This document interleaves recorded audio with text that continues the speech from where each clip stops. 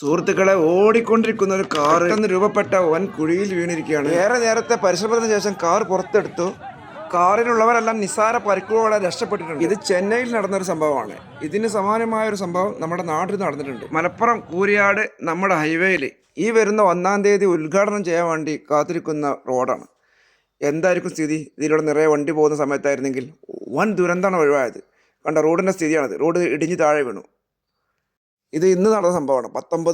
19/5/2025 തിങ്കളാഴ്ച മലപ്പുറത്ത് നടന്നൊരു സംഭവം. കണ്ടോ? എന്തോ ഒരു ഭാഗ്യം കൊണ്ട് ആർക്കും ഒന്നും പറ്റിയില്ല. എല്ലാവരും സേഫാണ്. സർവീസ് റോഡ് മൊത്തം വിണ്ട് കയറിയിട്ടുണ്ട്. അല്ലാത്തൊരു ഭീകര അന്തരീക്ഷമാണ് ഇവിടെ കണ്ടിട്ടുണ്ടെങ്കിൽ.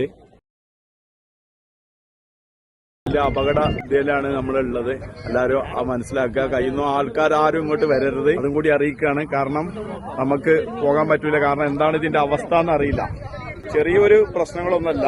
നമ്മൾ ആദ്യമേ പറഞ്ഞുകൊണ്ടിരിക്കുന്നതാണ്. കാരണം അത്രയും ഉയർച്ചയാണ്. നമുക്കറിയാം, ഈ കൂരിയാട് ഭാഗത്ത് ഭയങ്കര ഉയർച്ചയാണ് വന്നിട്ടുള്ളത്.